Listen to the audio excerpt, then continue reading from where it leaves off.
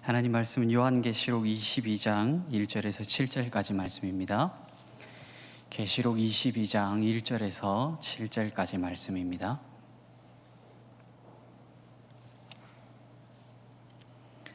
함께 읽겠습니다. 또 그가 수정같이 맑은 생명수의 강을 내게 보이니 하나님과 및 어린 양의 보좌로부터 나와서 길 가운데로 흐르더라. 강 좌우에 생명나무가 있어 12가지 열매를 맺되 달마다 그 열매를 맺고 그 나무 잎사귀들은 만국을 치료하기 위하여 있더라. 다시 저주가 없으며 하나님과 그 어린 양의 보좌가 그 가운데에 있으리니 그의 종들이 그를 섬기며 그의 얼굴을 볼 터이요 그의 이름도 그들의 이마에 있으리라. 다시 밤이 없겠고 등불과 햇빛이 쓸데없으니 이는 주 하나님이 그들에게 빛이심이라. 그들이 세세토록 왕노릇 하리로다. 또 그가 내게 말하기를 이 말은 신실하고 참된지라. 주 곧 선지자들의 영의 하나님이 그의 종들에게 반드시 속히 되어질 일을 보이시려고 그의 천사를 보내셨도다. 보라, 내가 속히 오리니 이 두루마리의 예언의 말씀을 지키는 자는 복이 있으리라 하더라. 아멘. 우리 시간에 좀 많이 간격을 두고 떨어져 계시는데 이렇게 한번 인사하면 좋겠습니다. 천국을 사모합시다. 우리 인사 한번 하실까요? 네, 우리 다시 한번 이렇게 인사하면 좋겠습니다. 천국에서도 제 옆에 앉아 주십시오. 네, 천국에서도 제 옆에 앉아 주십시오. 오늘 읽었던 말씀을 통해서 천국 생명의 나라라고 하는 제목으로 하나님 말씀 함께 받도록 하겠습니다. 오늘 본문을 통해서 주시는 하나님의 말씀, 하나님의 교훈은 천국은 생명으로 풍성한 나라다 하는 겁니다. 천국은요, 생명으로 풍성한 나라입니다. 우리가 아직 가보지는 못했지만 가면 참 좋을 것 같아요. 참 좋을 것 같아요. 하나님의 위로가 있고 또 천군 천사들과 함께 하나님 보좌 앞에서 예배하고, 그런데 그 가운데 우리에게 가장 큰 소망이 되는 오늘 성경 말씀의 내용을 보니까 생명수의 강이 흐른다, 그 이야기를 하고 있습니다. 오늘 본문 1절에서 2절 말씀 다시 한번 읽어보겠습니다. 또 그가 수정같이 맑은 생명수의 강을 내게 보이니 하나님과 및 어린 양의 보좌로부터 나와서 길 가운데로 흐르더라. 강 좌우에 생명나무가 있어 12가지 열매를 맺되 달마다 그 열매를 맺고 그 나무 잎사귀들은 만국을 치료하기 위하여 있더라. 아멘. 읽으시면서 좀 생명력이 느껴지십니까? 1절, 2절을 읽으시면서 천국이 정말 생명으로 풍성한 나라구나, 이게 느껴져야 됩니다. 오늘 표현을 보니까 수정같이 맑은 생명수의 강을 요한에게 보여주셨다. 그리고 그 강 좌우에 생명나무가 있는데 12가지 열매를 맺는데 달마다 열매를 맺는다, 그런 이야기들을 하고 있습니다. 여러분, 이 세상에서 가장 귀한 것은 생명입니다. 그렇죠. 이 세상에서 생명보다 귀한 것은 없습니다. 마태복음 16장 26절 말씀을 보면 예수님께서 이렇게 말씀하셨습니다. 사람이 만일 온 천하를 얻고도 제 목숨을 잃으면 무엇이 유익하리요? 천하를 얻었는데, 가장 귀하고 가장 높은 자리를 얻었는데 만약 그 사람에게 생명이 없다면 그 자리가, 그 높은 보좌가 무슨 의미가 있겠느냐 하는 겁니다. 그래서 우리 그리스도인들은 이렇게 잘 표현을 합니다. 한 영혼이, 한 생명이 온 천하보다 귀하다. 그런데 우리가 장차 들어갈 그 천국은 생명의 나라입니다. 생명으로 풍성한 나라입니다. 오늘 읽었던 본문 말씀을 보면 정말 천국이 생명이 넘치는 나라구나, 이 생명이 흘러 넘치는 나라구나, 이렇게 느낄 수가 있습니다. 생명수의 강, 또 생명나무, 강한 생명력의 기운이 느껴지는 듯합니다. 그런데 우리가 생각하는 이 생명이라고 하는 단어, 우리가 생각하는 이 땅에서의 호흡, 이 땅에서의 살아가는 그것 정도로 생각하면 안 됩니다. 오늘 본문에 나와 있는 이 생명이라고 하는 것은 예수님께서 자기 몸을 찢으셔서 우리에게 흘려 보내주신 생명이기 때문에 우리가 생각하고 있는 이 땅에서의 사는 호흡의 차원과는 전혀 다른 의미입니다. 지금 우리는 숨을 쉬고 있습니다. 숨을 쉬고 있습니다. 숨을 쉬고 있다는 것은 살아있다는 겁니다. 살아있다고 하는 것은 내 안에 생명이 있다라고 할 수 있습니다. 그러나 오늘 본문에 나와 있는 이 생명이라고 하는 단어는 다함이 없는 생명을 말합니다. 꺼지지 않는 생명을 말합니다. 우리의 호흡은 이 땅에서 한계가 있습니다. 코로나가 호흡기로 감염되는 질병이지 않습니까? 우리가 많게는 3분, 4분, 5분 제주도에 계시는 물질을 하시는 해녀분들을 보니까 한 5분 정도까지 바닷속에 잠수했다가 나오시더라고요. 그런데 그 정도를 넘어가면 어떻게 됩니까? 죽습니다. 호흡이 끊어집니다. 이 땅에서의 호흡은 끝이 있습니다. 그런데 본문에 나와 있는 이 생명이라고 하는 단어는 꺼지지 않는 생명입니다. 한계가 없는 생명이라는 이야기입니다. 아마 성경을 좀 읽어보신 분들은 요한계시록 22장 나오는 이 표현들이 창세기에 나오는 에덴 동산의 모습과 참 많이 닮았구나, 너무나도 비슷하구나 하는 것들을 느껴보셨을 겁니다. 그런데 똑같은 내용이라고 보셔도 됩니다. 먼저 생명수의 강, 창세기를 보면 에덴 동산에 그 에덴을 적시는 강이 나옵니다. 4개의 강이 그 에덴 동산 가운데를 흐르고 있습니다. 에덴 동산을 비옥하고 기름지게 만드는 강입니다. 그리고 생명나무라고 하는 이 표현도 보면 에덴 동산에도 동산 중앙에 생명나무가 있었습니다. 생명나무의 열매를 먹고 영원히 살 수 있었던 존재가 하나님 만드신 아담이었습니다. 그런데 죄로 인해서 그 에덴 동산을 잃어버렸습니다. 죄를 지은 아담과 하와를 하나님께서 그 동산에서 쫓아내셨습니다. 그리고 여자는 해산의 고통을 얻게 되었고, 남자는 자연을 다스리는 것이 아니라 이제는 그 자연과 싸우면서 고통을 겪게 되었습니다. 그리고 하나님께서 에덴 동산의 입구를 막아버리셨습니다. 하나님께서 이 에덴 동산의 입구를 막으신 것은 아담과 하와가 죄 지은 몸으로 생명나무의 열매를 따먹었을 때 죄인으로 영원히 사는 것, 그것을 방지하기 위해서였습니다. 그런데 오늘 본문에 나오는 이 새 예루살렘, 천국의 이 모습을 보면 우리 인류는, 아담과 하와는, 우리 모두는 그 에덴 동산을 다 잃어버렸지만 이제 그 새 예루살렘, 주님께서 우리에게 예비하신 그 천국은 우리가 결코 다시는 잃어버리지 않는 곳이라고 오늘 본문이 말하고 있습니다. 에덴 동산, 우리가 창세기에 보기에 참 좋고 참 아름답고 모든 것이 선하게 느껴집니다. 그런데 우리는 그곳에 이를 수가 없습니다. 죄로 인해서 그 문은 닫혀버렸습니다.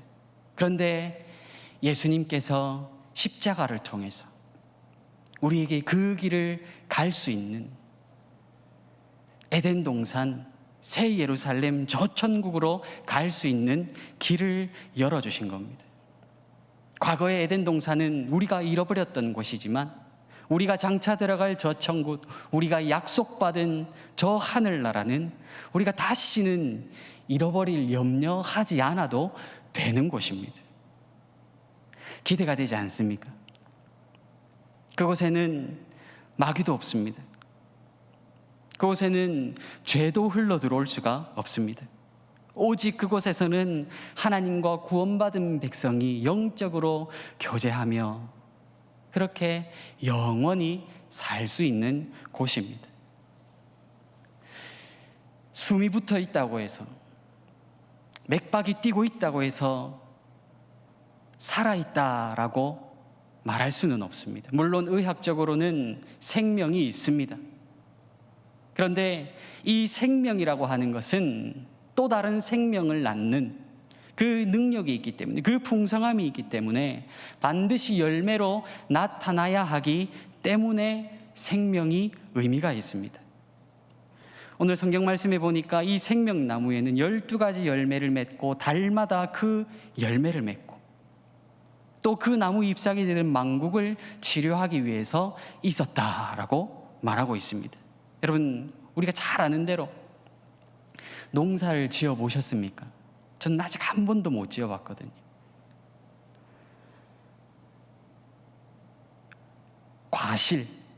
과일나무는 배나무에서 사과가 열리는 거 보셨습니까? 사과 농사는 언제 수확합니까? 1년에 몇 번 수확합니까? 딱 한 번 수확합니다. 보통 1년에 한 번 내지는 많게는 2번 정도 수확을 하는 것이, 열매 맺는 것이 과일나무입니다. 그런데 이 생명나무는 달마다 12과일이 맺힌다고 합니다. 물론 유전자 조작을 통해서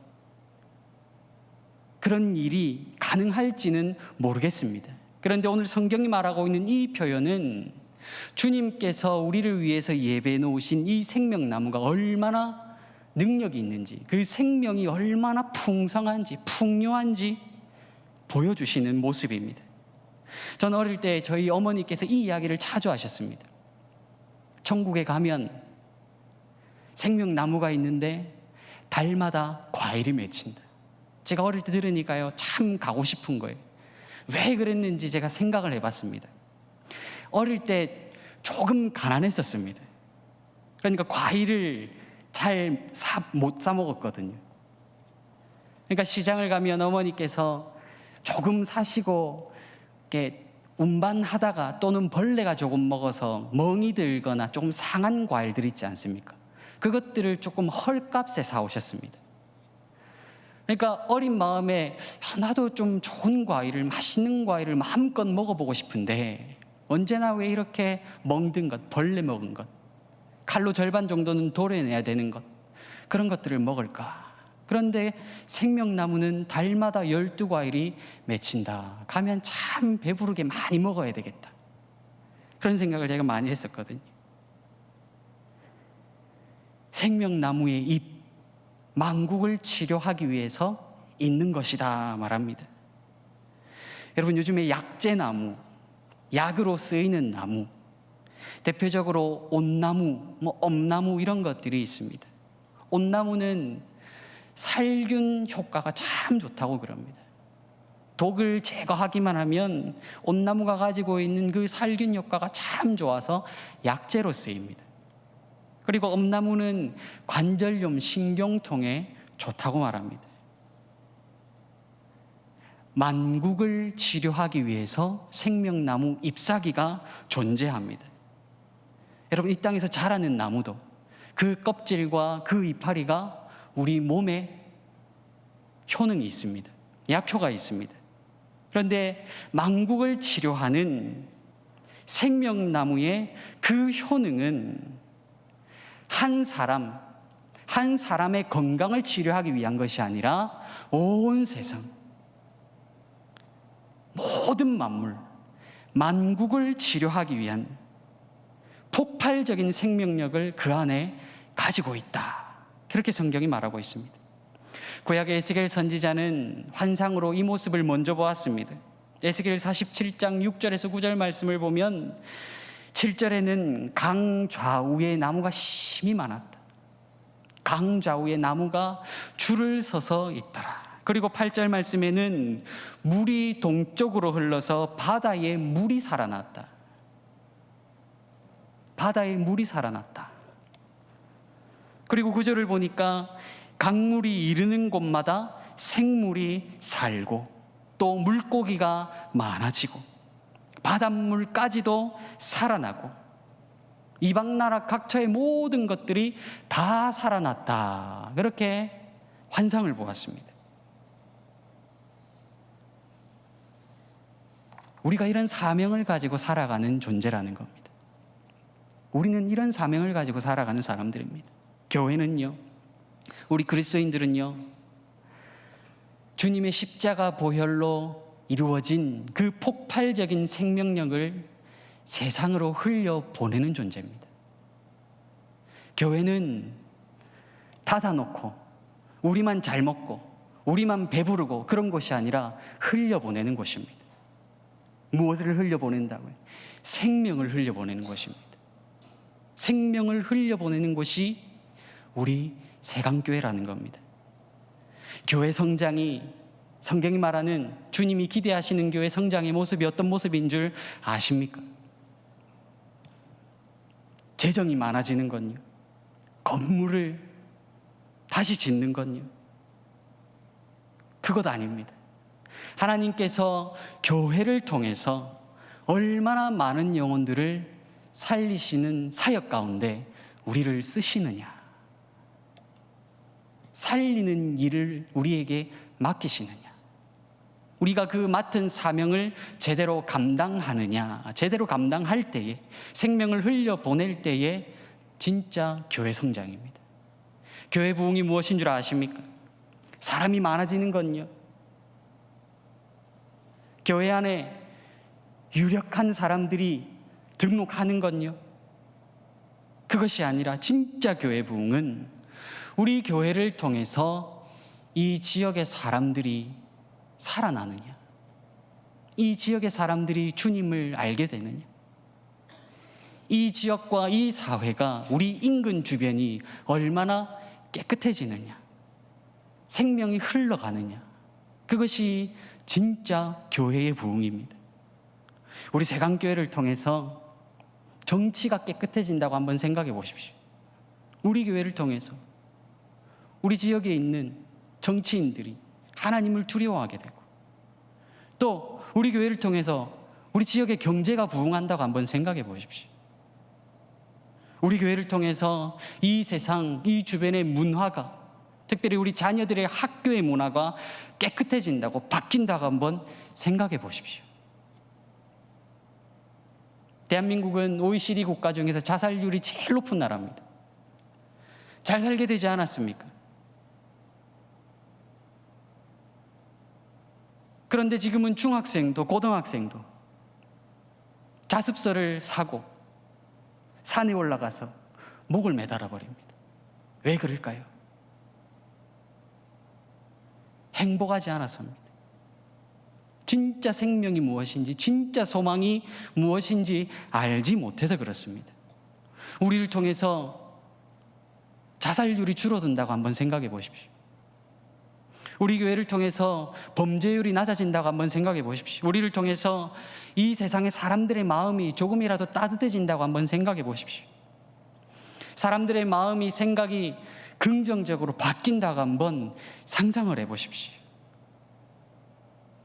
주님께서 원하시는 모습이 이런 모습입니다. 이것이 교회를 향한 하나님의 꿈입니다. 하나님이 교회를 향해서 기대하시는 모습이 이런 모습입니다. 교회를 통해서 세상 사람들이 소망을 가지게 되고, 교회를 통해서 이 지역 사회가 깨끗해지고, 교회를 통해서 자살을 생각하고 죽을 각오를 했던 그 사람이 위로를 얻고, 그것이 주님께서 교회를 향하여서 기대하시는 모습입니다. 우리는 교회를 향해서 하나님 나라라고 이야기합니다. 맞습니다. 교회는 하나님 나라입니다. 이 땅에 임한 천국이 교회입니다. 그래서 우리 교회 안에는 이 생명이 흘러 넘쳐야 합니다. 자꾸 베풀어 줄 줄 알아야 합니다. 손해본다 생각하고 섬길 줄도 알아야 합니다. 열매 맺게 하시는 분은 하나님이십니다. 성도들의 삶도 마찬가지입니다. 살리고 위로하고 격려하고 회복하는 그 생명의 영향력을 이 땅에 흘려보내는 존재가 우리 그리스도인들의 삶이어야 합니다. 과거에는 우리가 참 배고팠습니다. 그렇지 않습니까? 가난했던 시절이 있습니다. 사글세방에 살기도 하고 전세방에 살기도 하고 작은 방에 가족들 모두가 모여서 그렇게 자보기도 하고, 그런데 그때는요 소망이 있었습니다. 그때는요 미래를 꿈꿀 수 있었습니다. 그때는요 그리스도인들의 영향력이 이 세상 가운데 있었습니다. 먹을 것이 없어도 적은 것으로 교회에 가지고 와서 나눌 때가 있었습니다. 예전에 우리가 모이던 구역 모임이 그렇지 않습니까? 어느 집에 모인다 그러면요 그 집에는 그 구역에 갓난아이들까지도 다 모입니다. 먹을 것 많이 준비 못해도 그날은 행복한 날입니다. 그랬던 적이 있지 않습니까? 지금 우리의 식탁과 한번 비교해 보십시오. 비교가 됩니까? 비교가 됩니까? 제가 초등학교 때 이런 기억이 있습니다. 바나나를 먹고 싶은데 그 바나나를 쉽게 구할 수가 없었습니다. 그때는 뭐 지금도 수입하지만 그때도 수입을 했고 비쌌거든요. 그러니까 돈을 모아야 500원 정도 모아야 시장에 가서 하나 내지는 2개 정도 사 먹을 수가 있었습니다. 지금은 값이 많이 내렸지만, 그런데 그때는요 그 바나나 하나 때문에 행복했습니다. 한 입 한 입 나눠 먹는 게 기분이 좋고 즐거웠습니다. 오늘날과 비교가 안 되던 가난이 있었습니다.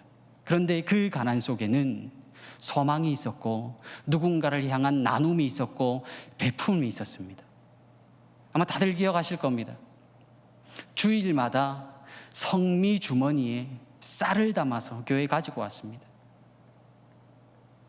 제 어린 기억에 그렇습니다. 그것을 모아다가 제 교회에, 그때는 목사님들, 목회자들의 사례를 많이 넉넉하게 못 드렸으니까 목사님에게 드리고, 또 남아있는 것들은 구제한다고 찾아오는 사람들, 또 찾아가서 쌀을 나누어 주었던 적이 있습니다. 한번 생각해 보십시오. 그때는요 세상 사람들이 교회 다닌 사람들 칭찬했었습니다. 교회가 예배드리고 교회가 부흥회를 하고 밤늦게까지 시끄럽게 해도요 이해했습니다. 그 안에 나눔이 있고 그 안에 섬김이 있고 그 안에 희생이 있고 그 안에 봉사가 있고 그 안에 자꾸 흘려보내는, 베풀려고 하는 그런 모습이 있었거든요. 주님이 원하시는 교회 모습이 그런 모습입니다. 그때는 가난했지만 우리가 천국을 사모했습니다. 가난했지만 우리의 마음은 부자였습니다. 먹을 것이 없었지만 우리의 영적인 배부름이 있었습니다. 천국을 사모했기 때문에 그 천국의 생명력이 우리 속에, 우리의 삶 가운데 꿈틀거리고 역사했었습니다. 그런데 지금은 어떻습니까? 현실적인 교회를 향한 판단이 그렇습니다. 세상 사람들이 종교에 대해서 물을 때에 기독교라고 이야기를 하면 신뢰받지 못함, 신뢰할 수 없는, 이렇게 세상 사람들이 이해를 합니다. 교회 내의 젊은 층들, 특히나 청년들에게 물어보았습니다. 청년들의 3분의 1이 교회를 옮기거나 교회를 떠날 마음이 있습니다라고 응답을 했다고 합니다. 우리가 흘려보내지 않아서 그런 것 아닐까요? 우리가 흘려보내서 그렇지 않아서 그럴까요? 우리가 자꾸 우리의 우물만, 나의 우물만 파고 있어서 그런 것 아닐까요? 사회제도를 탓할 필요도 없습니다. 어디에 있는 대형교회가 그래서 그 대형교회 때문에 그렇습니다라고 탓할 필요도 전혀 없습니다. 그 목사님이 그랬지 않습니까? 그 어느 교회 장로님이 그렇지 않습니까? 그렇게 말할 필요가 전혀 없습니다. 모두가요 내 탓입니다. 모두가 내 탓입니다. 모두가 우리 탓입니다. 우리가 흘려보내지 않아서, 내가 지켜야 할 자리를 지키지 않아서, 내가 해야 할 일을 제대로 하고 있지 않아서 그런 이야기들을 듣게 된 겁니다. 우리가 기도하지 않아서 그렇습니다. 우리가 제대로 살지 않아서 그렇습니다. 생명을 흘려보내야 할 우리가 그 영적인 우리 역할들을 망각하고 먼저 우리가 영적으로 죽어버려서 그런 것 아닐까요? 진짜 우리의 본 모습을 회복해야 할 때가 아닙니까? 진짜 우리의 본 모습 자꾸 퍼주고, 자꾸 찾아가서 위로하고, 자꾸 격려하고, 세워주고, 섬기고, 그 모습 회복해야 하지 않겠습니까? 우리에게 열매가 있어야 합니다. 생명은 열매로 연결되는 게 당연합니다. 열매가 없다고 하는 것은 생명이 없다는 것과 같습니다. 지금 나무는 심겨져 있지만 열매가 없다면 그 나무는 죽은 나무와 다름이 없습니다. 올해 열매 맺지 못하고 내년에도 열매 맺지 못하고 3년 뒤, 5년 뒤 계속 가다가 보면 주인이 어떻게 하겠습니까? 나무를 찍어다가 땔감으로 쓰고 새로운 나무를 가져다가 심지 않겠습니까? 하나님 나라는요, 하나님이 우리에게 요구하시는 삶은요, 생명을 자꾸 소망을 자꾸 흘려보내는 것입니다. 믿음으로 상속받은 그 천국을 이웃에게 전하는 겁니다. 그 생명력의 능력이 오늘 우리의 삶 가운데 나타나기를 주님의 이름으로 축복합니다. 두 번째로 오늘 본문을 통해서 주시는 천국은 생명으로 일하는 나라입니다. 생명으로 일하는 나라. 오늘 본문 3절에서 5절까지 말씀 다시 한번 읽어보겠습니다. 다시 저주가 없으며 하나님과 그 어린 양의 보좌가 그 가운데 있으리니 그의 종들이 그를 섬기며 그의 얼굴을 볼 터이요 그의 이름도 그들의 이마에 있으리라. 다시 밤이 없겠고 등불과 햇빛이 쓸데없으니 이는 주 하나님이 그들에게 빛이심이라. 그들이 세세토록 왕노릇 하리로다. 아멘. 천국에는 저주가 없다라고 3절이 시작하고 있습니다. 저주라고 하는 것은 성경에서는 영적인 죽음을 말합니다. 영적인 죽음. 이 땅은 죄로 인해서 저주 아래 있습니다. 영적으로 죽은 상태입니다. 원인은 죄라고 하는 겁니다. 이 땅은 병들어갑니다. 이 땅은 타락해 갑니다. 이 땅은 부패하고 서로 대립하고 싸우고 편을 나누고 심지어는 예기치 못한 순간에 재앙도 일어나고 재난도 닥치고 죽음으로 신음하게 됩니다. 모두 그 원인이 죄라고 하는 겁니다. 죄 때문입니다. 죄로 인해서 이 땅이 저주를 받았습니다. 그런데 우리가 앞으로 가서 살게 될 저 천국은 이 저주가 사라진 나라. 이 저주가 사라진 나라입니다. 이 땅이 저주를 받은 원인이 죄 때문입니다.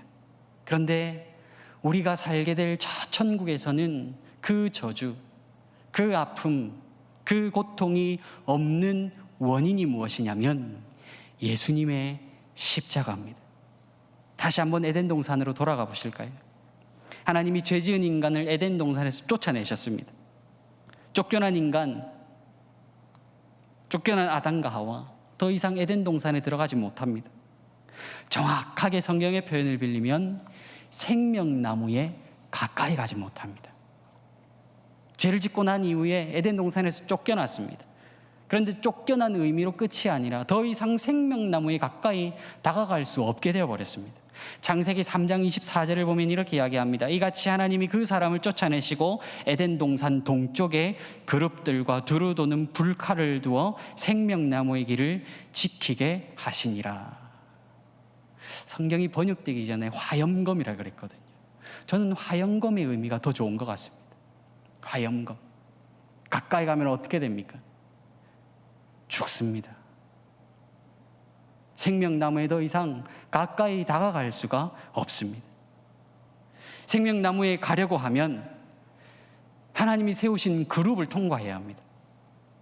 그리고 불칼을, 화염검을 통과해야 합니다. 그런데 통과할 수 있습니까? 없습니까? 통과할 수 없습니다. 죽습니다. 누군가는 죽어야만 생명나무에 가까이 갈 수가 있습니다. 하나님이 죄를 얼마나 싫어하시는지, 죄에 대한 진노가 얼마나 크신지 보여주는 모습입니다. 동시에 누군가 죽어야만 생명나무에 갈 수 있다. 누군가 죽어야만 영원한 생명을 얻을 수 있다. 그 모습을 보여주시는 겁니다. 그게 예수님의 십자가입니다. 첫째 아담의 불순종으로 인해서 생명나무로 가는 길이 막혀버렸습니다. 그런데 둘째 아담이신 예수 그리스도께서 순종하셨습니다. 그리고 그 길을 십자가를 통해서 활짝 열어놓으셨습니다. 요한복음 15장을 보면 예수님께서 이렇게 말씀하십니다. 제자들을 향해서 나는 포도나무요 너희는 가지라.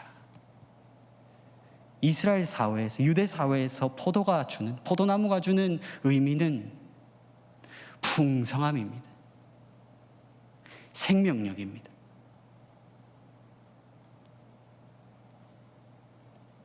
나는 포도나무요 너희는 가지라. 생명의 근원이 주님이십니다.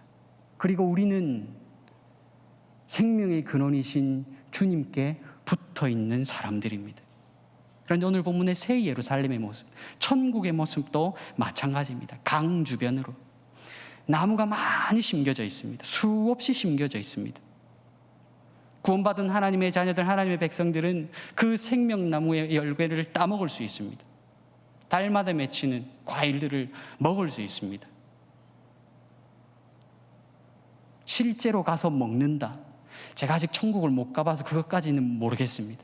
그런데 이 모습이 보여주는 것은 주님께서 우리에게 나누어 주신 그 생명을 매일매일 누릴 수 있다. 그 모습 자체로 주님의 몸을 우리가 나누어 먹는 것, 성찬이지 않습니까? 성찬 자체가 주님의 생명을 우리가 누리는 겁니다.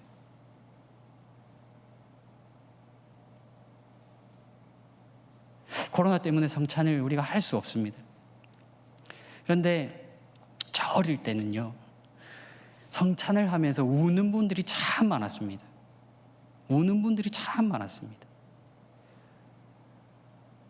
아직도 기억에 생생합니다.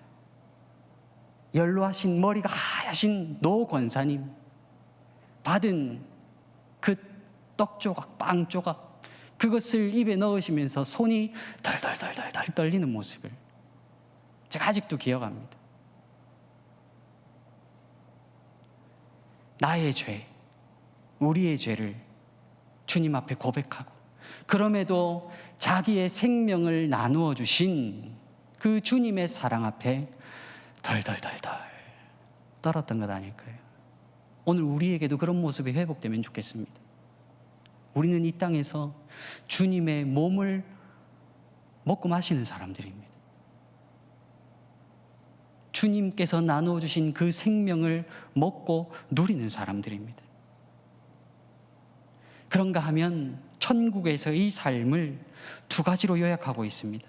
3절을 보니까 종들이 그를 섬기며라고 말합니다. 종들이 그를 섬기며. 종이죠. 종의 모습입니다. 섬기는 자의 자리에 있습니다. 그리고 5절 마지막을 보니까 그들이 세세토록 왕노릇하리로다라고 말하고 있습니다. 여러분, 섬기는 일과 왕노릇하는 일, 하늘과 땅 차이지 않습니까? 종과 다스리는 위치에 있는 왕, 섬기는 일은 종의 일입니다. 왕노릇은 주인의 일입니다. 어떤 일을 하고 싶으십니까? 우리가 이 땅을 살아가면서 어떤 일을 하고 싶으십니까? 섬기는 일이 낫습니까? 주인으로서 하는 일들이 낫습니까? 많은 사람들이 섬김보다는 주인의 자리에 앉으려고 합니다.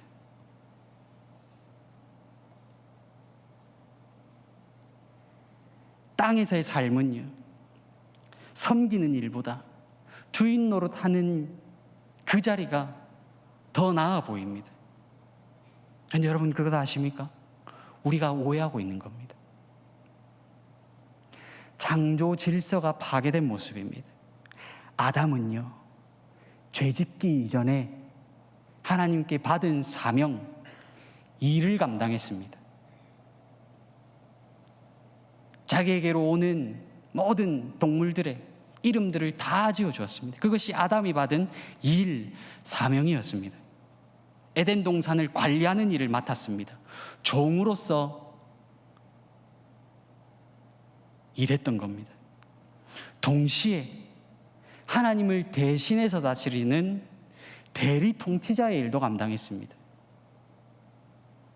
아담은 어땠을까요? 하나님과 관계가 바로 서 있을 때에 그렇게 하는 일, 그렇게 섬기는 일, 그렇게 고된 일, 그 일이 괴로웠을까요? 즐거웠을까요? 저는 천국 가면 아담한테 한번 물어보고 싶습니다. 어땠습니까? 분명히 이렇게 대답했을 것 같아요.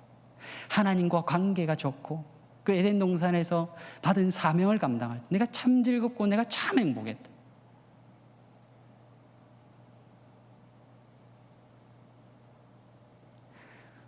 우리 역시도 마찬가지입니다.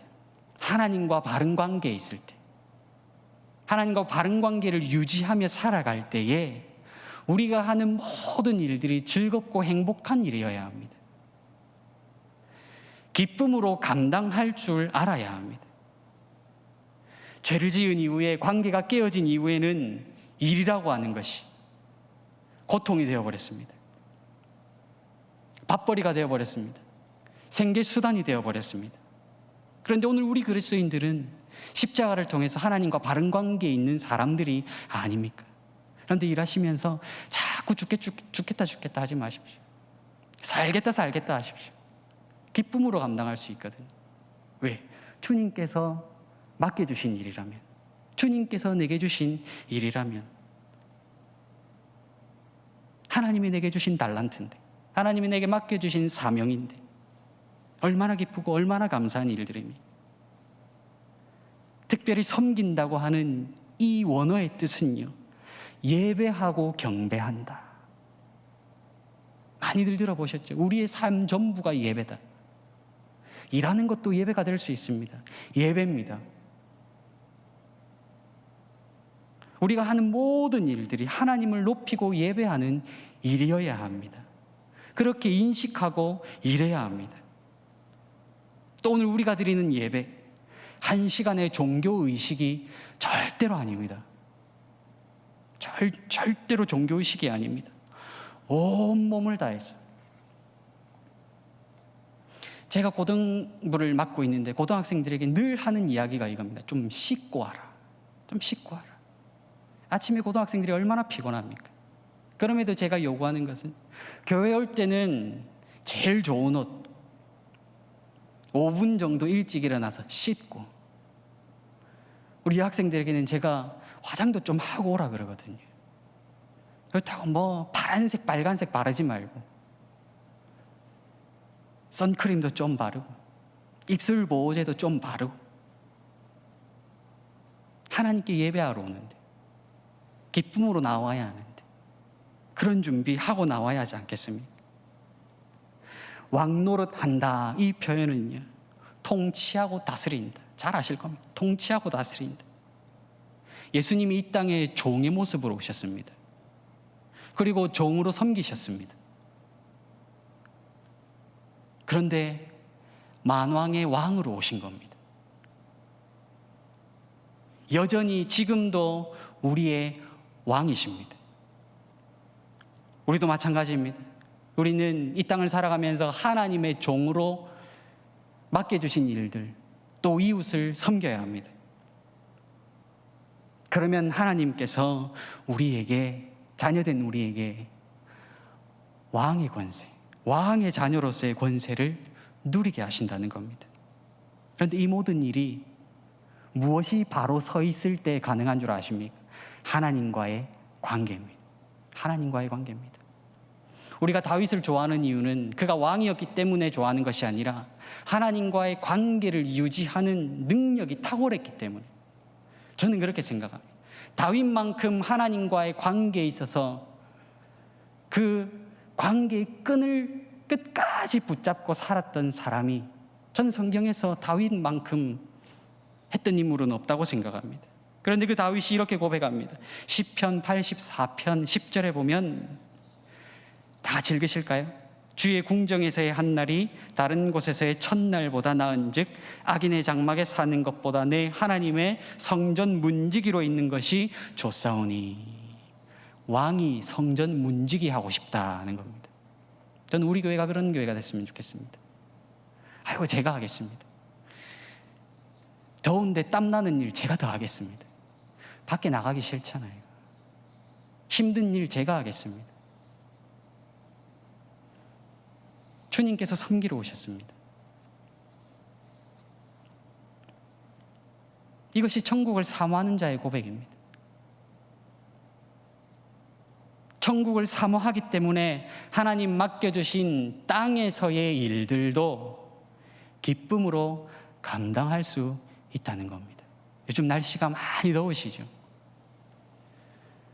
그래서 다행인 것은 밤에 비가 조금 내리고 있습니다. 바람도 조금 선선해진 것 같습니다. 그러다가 햇빛이 비치면, 해가 나면 어떻습니까? 습도가 올라가고 짜증이 납니다.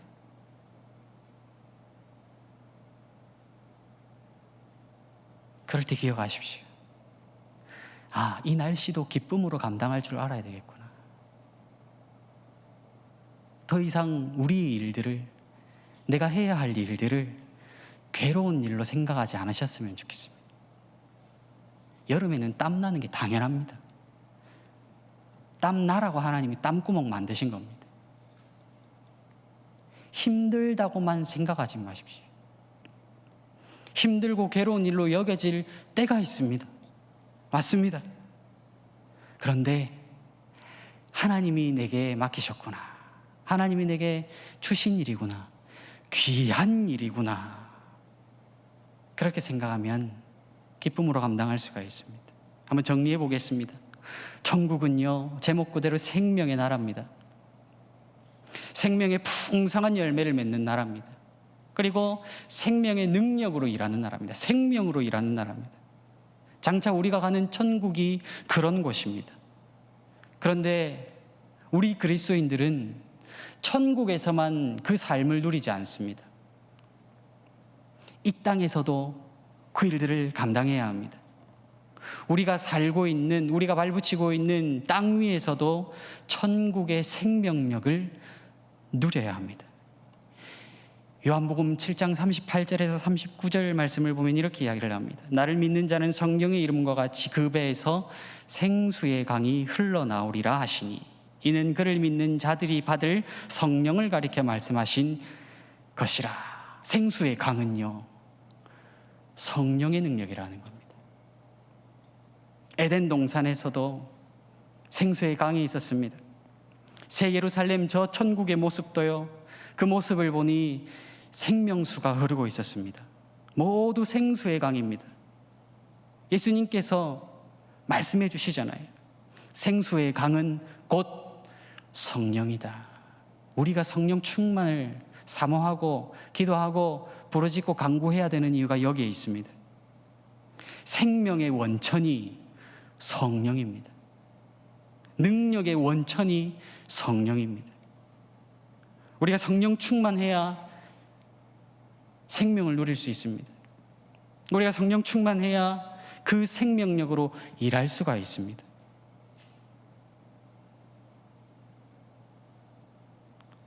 우리의 기도가, 우리의 입술의 고백이 이런 고백들이 많아지면 좋겠습니다. 주님, 저는 능력 없습니다. 성령 하나님께서 나와 동행해 주십시오. 성령 하나님, 제게 새 힘을 허락하여 주십시오. 성령님과 동행하기를 사모하는 저와 여러분 되기를 주님의 이름으로 축복합니다. 나를 통해서요, 또 우리를 통해서 일하시는 그 성령 하나님의 놀라운 일들을 기쁨으로 감당하고 그 기쁨의 일상을 살아가는 저와 여러분들 되기를 주님의 이름으로 축복합니다. 이 시간 말씀 기억